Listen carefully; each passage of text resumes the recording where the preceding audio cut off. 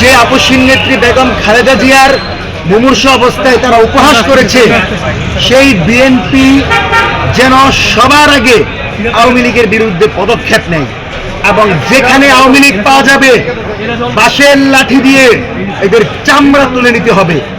বাংলাদেশের কোনো জায়গায় আওয়ামী লীগকে আমরা দেখতে চাই না। কত বড় সাহস, শহীদ মিনারে তারা ফুল দিতে আসছে, আমি ছিলাম না।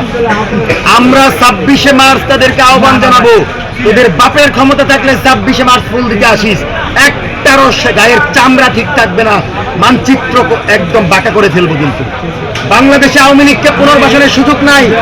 আবু সাইদ ওয়াসিম মুগদের রক্ত দেওয়ার পর আপনি আওয়ামী লীগকে পুনর্বাসন করবেন, আর আওয়ামী লীগ এসে বিএনপির বিরুদ্ধে, জামাতের বিরুদ্ধে, ফেসিবাদ বিরোধী দলগুলোর বিরুদ্ধে, জুলাইয়ের বিরুদ্ধে ষড়যন্ত্র করবে, আর আমরা বসে বসে আন্দোলন চুষবো, সেই দিন শেষ। জুলাইয়ের সময় হাজার হাজার ছাত্রলীগের গুন্ডাদের সামনে স্লোগান দিয়েছিলাম, গোলামি না আজাদি, আজাদি, আজাদি। সে আজাদির লড়াইকে এখন আমরা দ্বিগুণ শক্তিতে জারি রাখবো। তারেক রহমানকে বলবো, আপনি বাংলাদেশের প্রধানমন্ত্রী, শহীদ প্রেসিডেন্ট জিয়াউর রহমানের সন্তান, সুতরাং আপনার প্রথম এবং প্রধান দায়িত্ব হচ্ছে আওয়ামী লীগের কার্যক্রম নিষিদ্ধের পরবর্তীতে এখন আওয়ামী লীগকে দল হিসাবে বাংলাদেশে নিষিদ্ধ করে দেন। আওয়ামী লীগকে যদি নিষিদ্ধ করে দিতে বলেন পারেন এবং জুলাইয়ের সংস্কার পরিষদের শপথ নিতে পারেন, আগামী 5 বছরেও জনগণ আপনাকে সমর্থন দিয়ে আপনাকে ক্ষমতায় আনবে এবং আপনার দায়িত্ব হবে জিয়াউর রহমানের পথ অনুসরণ করেন।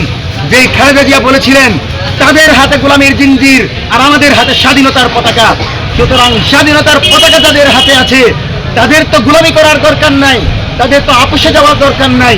আমরা ততদিন আপোষে ছিলাম না।